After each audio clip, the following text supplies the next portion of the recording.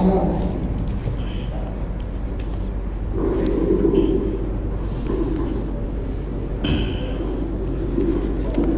غرة النبي مصطفى رسول الله صلى الله عليه وسلم شؤونهم الفاتحة. أعوذ بالله من الشيطان الرجيم. بسم الله الرحمن الرحيم. الحمد لله إياك نعبد وإياك نستعين اهدنا الصراط المستقيم صراط الذين أنعمت عليهم غير المغضوب عليهم ولا حول ولا قوة إلا بالله. حسبنا الله ونعم الوكيل على الله توكلنا. حسبنا الله ونعم الوكيل على الله توكلنا. حسبنا الله ونعم الوكيل.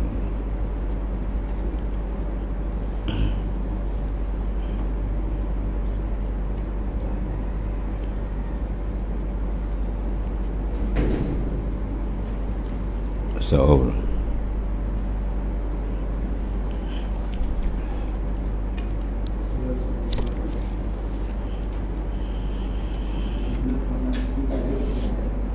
Bismillahirrahmanirrahim. Qala mu'alif qadasallahu sirrah.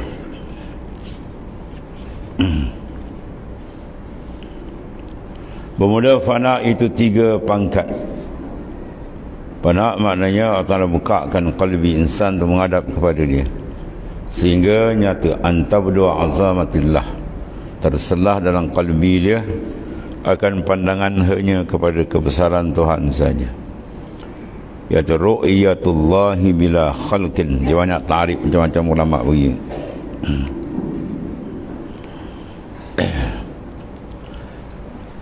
Pertama kita mula-mula adalah fana itu dengan ilmu.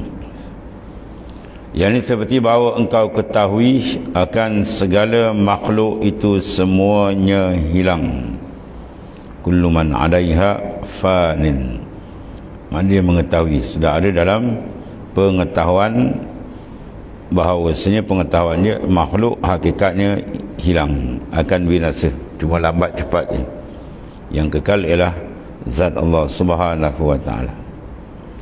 Yang kedua, kemudian maka fana, iaitulah dipanggil fana'ul ain, iaitulah seperti bahawa engkau lihat dengan mata hatimu bahawasanya daripada makhluk itu semuanya hilang. Dan ketiganya fana dipanggil fana'ul haq, iaitulah seperti bahawa engkau pandang bahawasanya segala makhluk itu semuanya hilang, tiada baginya wujud hakikat. Inilah proses maknanya untuk seorang tadi merasakan kenikmatan dengan Allah Subhanahu Wa Taala. Selagi gangguan ada, maka dia tak akan dapat merasakan yang sebenar. Apa gangguan? Iaitulah wahmun, khayalun, kewujudan waham, merasakan seorang makhluk ini wujud pada hakikat ni. Yang wujud depan mata kita ni bukan hakikat, ini adalah bayangan saja.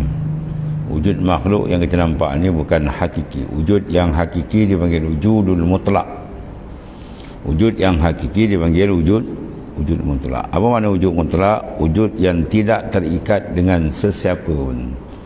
Ada pun wujud yang kita nampak semua makhluk dan segala kejadian, itu bukan wujud yang hakiki. Wujud ini wujud yang muqayyad, wujud yang ditambat, diikat. Siapa yang mengikat? Allah Subhanahu Wa Taala. Ada kita, umur kita, panjang umur kita, tamat umur kita, di mana duduk kita, sakit, sihat, senang, susah, semua dah siap. Apa yang berlaku pada kita semua dah siap pada azal lagi dah. Mana telah diikat, ditaksis oleh iradatullah sebagai ta'alluq tanjizi qadim. Dalam Usuluddin kita belajar kan. Maka wujud yang seperti ini bukan wujud yang hakiki, wujud yang dikawal, wujud yang duduk dalam penentuan orang lain. Maka semua makhluk dalam penentuan Allah. Apa yang Tuhan tentu itu sahaja berlaku. Apa yang tidak ditentu takkan berlaku. Masya Allahu kan, wa ma lam yasha lam yakun. Apa yang ditentu oleh Allah Ta'ala itu sahaja yang berlaku. Apa yang tidak ditentu tidak akan berlaku. Jadi berlakunya yang telah berlaku, sedang berlaku dan akan berlaku, semuanya masuk dalam takhsis iradah, penentuan iradat pada azal. Maka benda ini merupakan wujud yang muqayyad, wujud yang diikat, bukan wujud yang hakiki, dipanggil majazi. Adapun wujud yang sebenar, wujud yang lepas, dia tidak terikat dengan sesiapa pun. Ya, maka oleh kerana itu misi zat dia adalah qadimun, dia sedia. Kalau zat dia tak sedia, dia baharu, dia akan berhajat. Maka Allah Ta'ala qadim, dia sedia kala. Wujudan dia adalah asli, bukan zaid ataupun bukan arid. Wujudan makhluk adalah aridun. Apa makna arid? Baru datang. Sebab tu kita ada surat beranak, ya, asal kita tak ada. Kemudian baru ada orang ni lahir tahun sekian, orang ni tahun sekian, dan begitulah seterusnya. Bermakna asal semua tak ada. Selain dari Allah, asli dia ialah adamun, ketiadaan, ya. Adapun asli, asal Allah Ta'ala, dia wujud. Bila dia asli, dia tidak pernah bertemu dengan ketiadaan di awal, maka dia tak perlu kepada fa'il mujid, ya, pada pencipta. Adapun sebaliknya, semua memerlukan.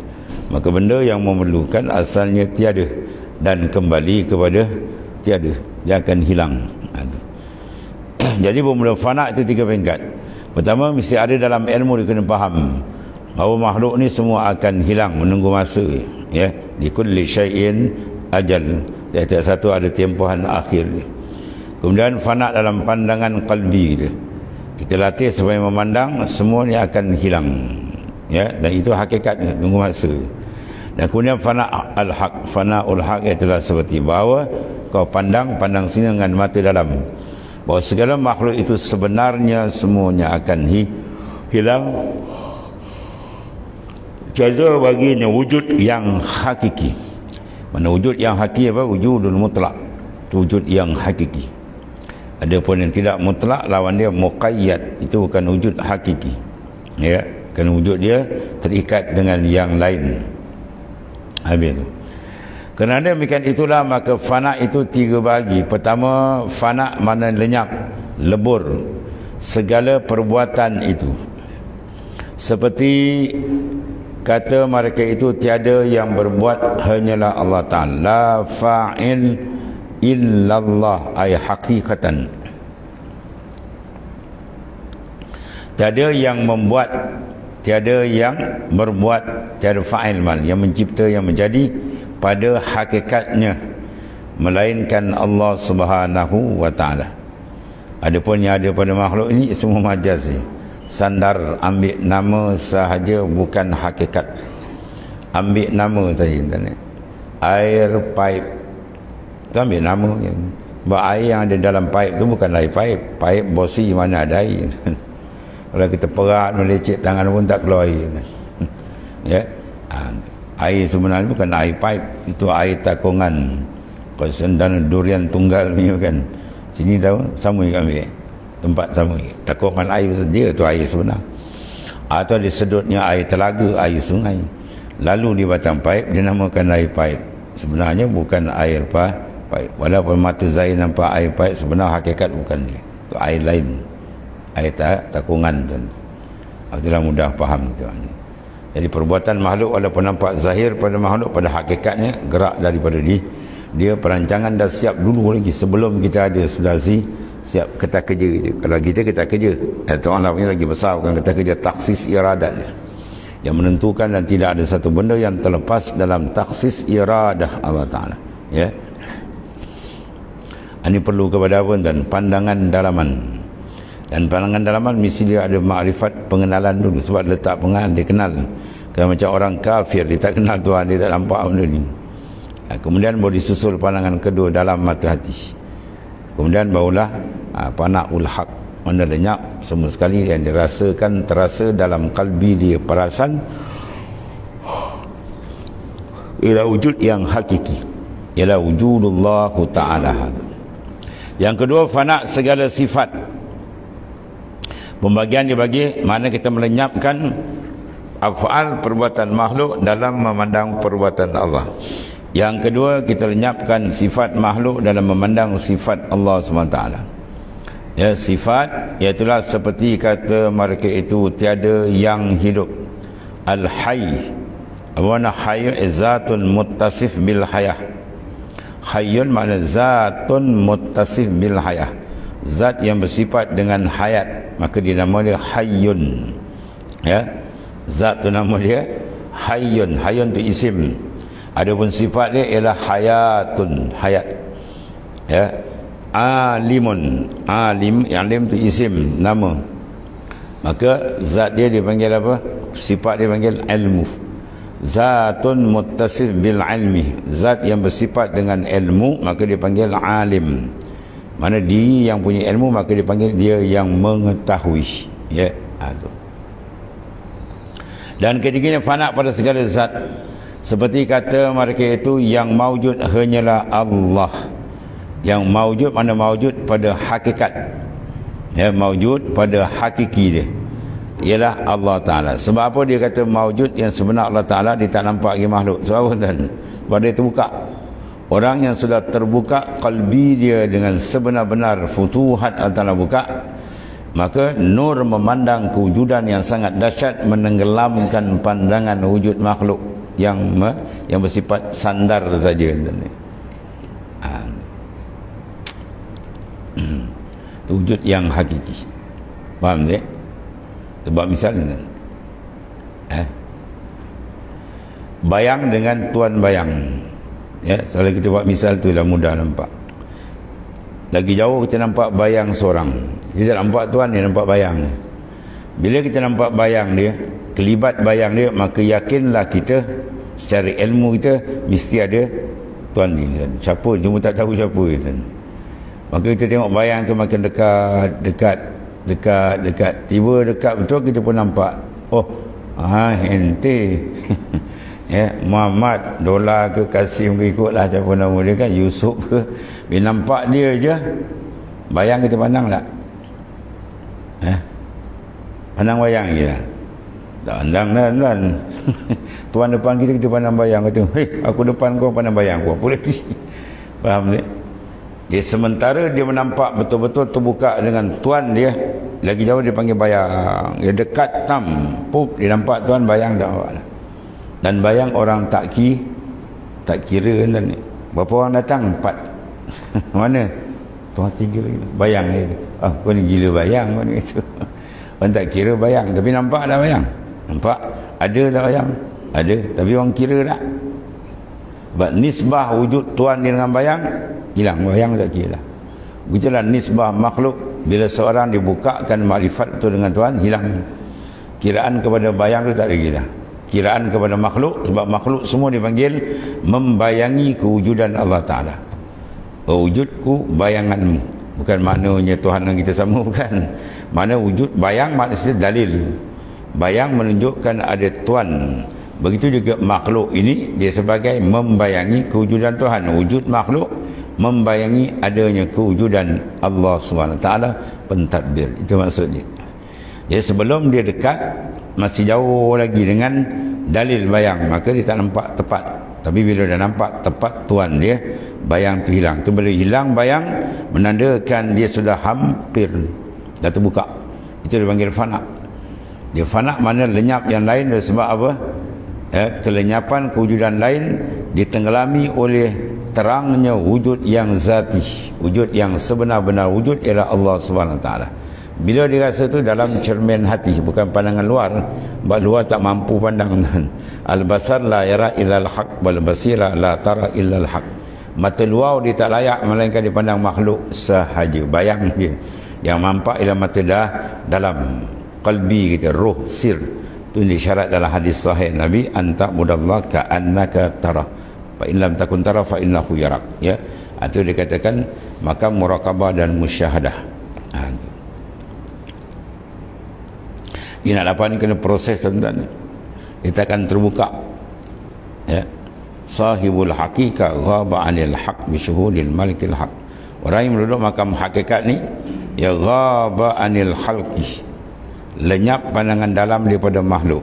Boleh dapat dengan sebab bisyuhudil malikil haq, dengan sebab dibukakan musyahadah qalbi, dia memandang kepada al-haq, itulah Allah Ta'ala. Ya, dia sepel begitu dah. Bila terbuka mesti lenyap. Kalau belum lenyap, mana belum terbuka. Masih lagi nampak makhluk hebat, masih nampak makhluk ni apa, ilmu hebat, itu belum lagi. Dan dia kata buka dengan Tuhan, lenyap semua sekali. Ya, kecantikan Nabi Yusuf aja habis tak perasan, tangan-tangan dia diris. Itu pun Nabi Yusuf kan ni. Belum lagi tuan dia. Apa kita tak boleh nak bayang lagi dah. Kalau dibukakan dengan Allah SWT, memang terhapus keperasanan. Ya, terhapus di mana terhapus tu? Keperasanan qalbi dia dengan makhluk hilang. Terus keperasanan dia terus dengan Allah Ta'ala. Hilang yang lain. Ya. Kita ambil batang duri apa tuan? Duri pokok nibung. Tuan-tuan ambil tu dan cocok. Rasa tak? Tapi bila hilang rasa tu? Bila bertembung dengan harimau. Ya, bertembung dengan harimau. Dia jalan dalam hutan, depan tu ada sebatang pokok nibung. Tiba-tiba dia serempak dengan harimau nak terkam dia. Macam dia panjat. Panjat nampak ke atas dia panjat. Lepas dia buat nibung, harimau tu mengaung dia panjat. Dia tak berasa tu.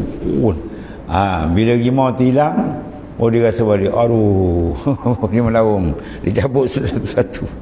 Dia mula rasakan, sebab bila harimau tu hilang, dia terasa dengan makhluk bila pandangan kepada Allah hilang. Pandangan kepada Allah hilang, lenyap dia khayal dia habis, dia mula dia rasa makhluk.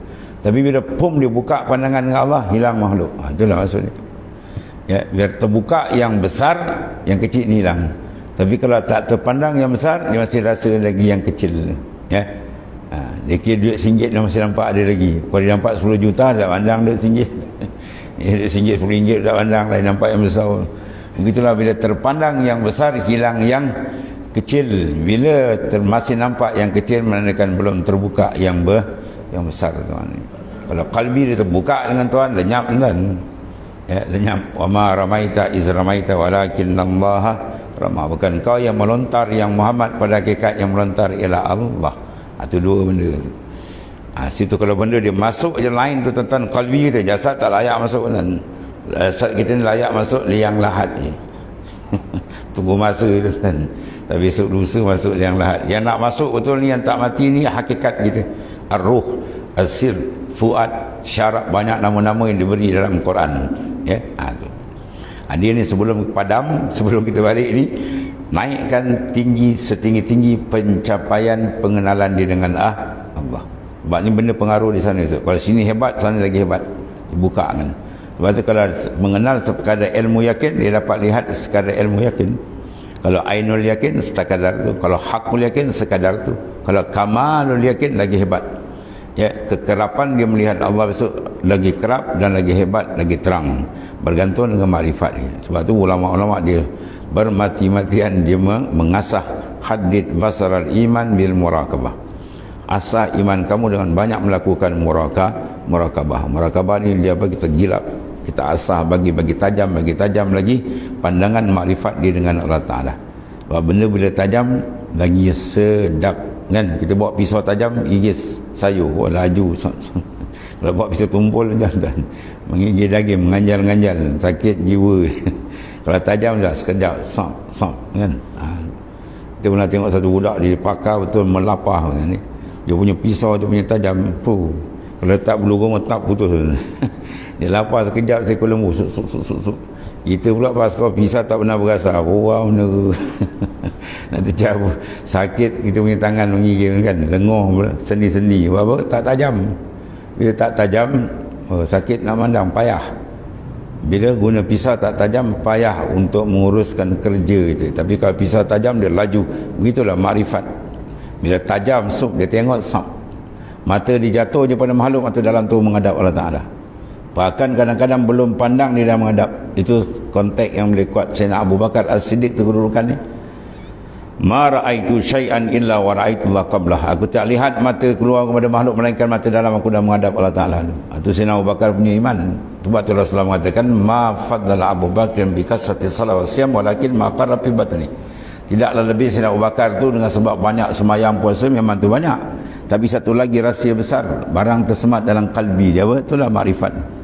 Ya, pengenalan yang kuat dengan Tuhan, sehingga di mana saja dia duduk, dia bangun, dia jalan, semua hati dia karam dengan Allah Ta'ala. Macam orang bercinta lah tuan-tuan. Sebab iman seorang tak akan sempurna. Paling kurang tu mesti dia menghadap rindu ke Tuhan macam laki-laki dengan perempuan sedang bercinta.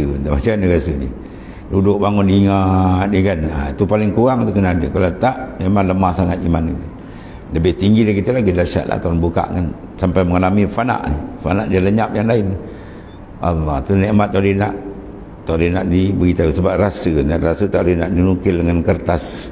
Tak boleh nak digambar dengan ucapan. Siapa rasa, dia rasa. Tapi nak dapat rasa dengan dia, buang rasa dengan makhluk. Dan kalau kita buang rasa makhluk, Tuhan akan hadiahkan rasa dengan dia, zauk dengan dia, rasa dengan dia. Syahdan. Kemudian fana yang tiga itulah yang ia dikehendaki, ya. Siapa memandang ia akan segala makhluk itu, tiada ada perbuatan bagi mereka. Ya, dia pandang pada makhluk tu, dia nampak bergerak semua dirasa dari Allah, rasa tu. Sebab apa dirasakan? Sebab rasa dengan makhluk dia dah padam. Maka senya beroleh kemenanganlah ia tu. Mana kemenangan sebenar apabila dia dibukakan musyahadah dengan Allah Ta'ala. Ya, dan satu kaedah besar yang selalu kita sebut, apa dia? Sifat mazmumah akan habis, bersih bila dibuka musyahadah dengan Tuhan. Kelazatan musyahadah dia takkan berpaling hati kepada makhluk. Bila hati tak paling makhluk, di mana ada riak, di mana ada takabur, di mana ada sum'ah. Sebab sifat-sifat ni bila hati berpandang pada makhluk, dia nak tunjuk dia hebat, nak tunjuk dia handal, semua sifat. Tapi bila bersifat tu dia tak menghadap, dia menghadap pada benda lain yang lebih besar, habis. Ya. Madamal abdu lam yushahid awsaf ar-rabi' al-azim la yumkinu an yakhruja min awsafin nafsi al-laimah khurujan kullian. Selama mana hamba itu tidak dibukakan musyahadah qalbi dia kepada Ta'ala dengan tepat, selagi itu dia tak boleh mengeluar sifat-sifat nafsu yang keji. Dia tak boleh keluar kita. Apa sebab? Dia masih bergantung dengan makhluk, masih lazat dengan makhluk, masih dia nampak makhluk lagi. Dia nampak makhluk, sifat ni akan datang. Tapi bila hati tak nampak makhluk, sab dia karam dengan Ta'ala, tak andang dah, sifat ni hilang, bersih. Sebab tu dia kata disitulah kemenangan. Bila bersih hati dengan Tuhan, itu kemenangan besar. Maka Tuhan akan bukakan rahsia-rahsia dia yang sangat hebat. Gedung dia akan buka ni. La haula wala quwata illa billah kanzun min kunuzil jannah. La haula wala quwata illa, ini dipanggil gedung. Kunuzul jannah, gedung syurga Tuhan. Makna dalam tu macam-macam pembukaan tajalliyat, ma'arif dan sebagainya akan dibuka. Dengan syarat padam. Kita padamkan baru dia terang. Padam pandangan makhluk, terang pandangan dia dengan Allah. Tutup baru dia terbuka. Ya, kita tutup pandangan dengan makhluk kalbi tu, ya, maka dia akan buka. Jasad tak apa kan? Jasad dengan makhluk, kalbi yang kita nak pakai. Ba'arif billah di duduk tangga tu. Abdanuhum bil khalaik wa arwahuhum ma'allah. Jasad mereka dengan makhluk, tapi hati dia dengan Tuhan setiap saat. Sebab nak kenal para awliya payah, sebab dia ukuran bukan luar, uniform kan, di dalam tu. Dan barang siapa memandang ia akan mereka itu, tiada hidup bagi mereka itu. Maknanya apa? Dia tak perasan kehidupan hayat. Sebab apa? Tenggelam memandang hayat yang hakiki. Itulah hayatullah yang qadimah, yang azaliyah. Maka tenggelam hayat makhluk yang dipanggil apa? Hadisah dan faniyah. Yang hadis, yang baru dan akan habis semua. Maka senya beroleh, berhimpunlah ia, dan barang siapa memandang akan mereka itu adam, tiada bagi mereka itu wujud sekali-kali, maka senya telah sampailah ia. Ya, barang siapa berjaya merasakan adamul, ya, adam ke makhluk ni panggil adamun, ketiadaan rasa dia. Dia nak cari, ada pula ilmu panggil cari adam. Ni ada kawasan ni kita dengar, ya. Kita nak cari apa? Ilmu ni kita nak cari adam. Adam mana kau nak cari? Adam dengan alif ke ada dengan hamzah? Dengan ain, tanya dia. Ya. Kalau Adam tu dengan Hamzah atau dengan Alif, itu tak jumpa dah, dia dah balik lama dah. Itu Adam, Alif dan Mim, Nabi Adam, tu tak payah cari. Tapi kalau kau cari Adam dengan Ain, ini dia. Ain dan Mim, mana ketiadaan. Mana kita mencari jalan memproses kalbi sampai terasa makhluk ni Adamun, ketiadaan. Yang kita nampak wujud sebenar wujud dia. Itu betul. Tapi dalam kalangan sufi dia pakai, dia tak faham, dia pergi ledung. Kau dah kenal Adam gitu. Puah. Ya, kau kena cari Adam sampai dapat. Adam mana kau cari, tanya dia. Kalau tu Adam tak payah cari, dia dah balik. Ya, kalau Adamun dengan makna keperasanan, matikan pandangan makhluk, atau ada ni. Bahkan di syarat besar ni, kalau mati tak dengan makhluk, terbuka dengan dia. Tuhan akan buka tu, sebab dia kata as-sayru billahi la yakunu illa ba'dal fana. Berjalan ke Tuhan dia tak mula entah melainkan fana. Fana mana lenyapkan keperasanan dengan makhluk. Kita buat tak perasaan dengan makhluk, kita akan dapat keperasanan dengan Tuhan. Tapi makhluk sebanyak kan terbalik, dia buat tak perasaan dengan Tuhan, sebab tu hati dia sentiasa dengan makhluk. Tu je keadaan. Ya, kita banyak makhluk orang awam ni, keperasanan hati dia full time dengan makhluk, maka tertutuplah ia dengan tu Tuhan. Para awliya tak, dia pusing terbalik, keperasanan hati dia full time dengan tu Tuhan, maka makhluk macam tak perasan ni kan. Lepas tu bila tak perasan, tak ada hal lagi dia. Orang puji tak rasa apa, orang sanjung tak rasa apa, orang caci pun tak rasa apa. Sebab dia bukan perasan dengan makhluk, perasan dia dengan Allah. Tu jalan sebenarnya. Demikianlah hasil yang disebutkan oleh Syekhul Islam di dalam Syarah Hikam Ibnu Ruslan, ya. Untuk Syarah Hikam Ibnu Ruslan Al-Timinsani radhiyallahu anhu. Maknanya apa? Padamkan wujud engkau itu satu kesilapan. Bila engkau padam pun nampak akan Allah Ta'ala. Dan satu lagi kata Syekh Ibn Ubad rahimallahu ta'ala di dalam Syarah Hikam Ibn Athaillah As-Sakandari, ya, Syekh Tok Pulau Manis dalam Hikam lama kan, dia banyak ambil dalam Syekh Ibn Ubad, banyak ambil dalam Syekh Hikam Az-Zarruq, banyak ambil. Di antara dia bermula sampai kepada Allah Ta'ala, yang mengisyaratkan kepadanya itu orang yang mempunyai jalan ini, iaitu sampai kepada ilmu hakiki akan Allah Ta'ala.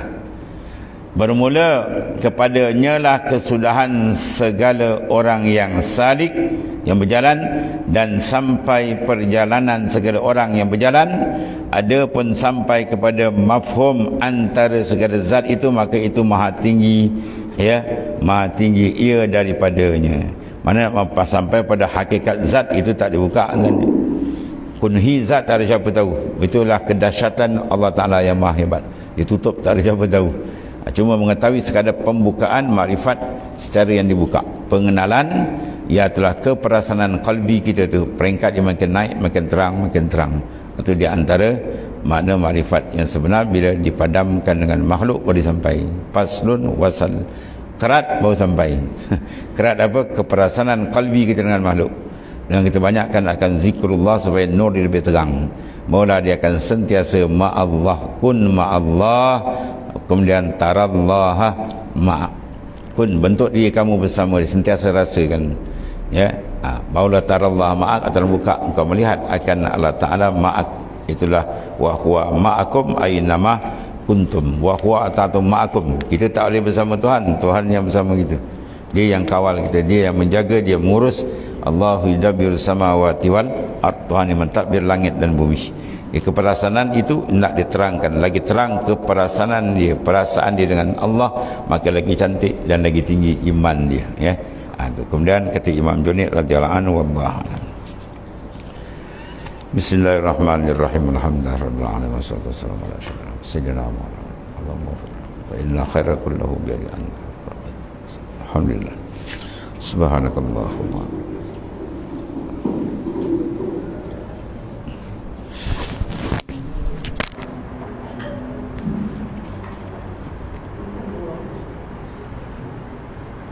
Ya,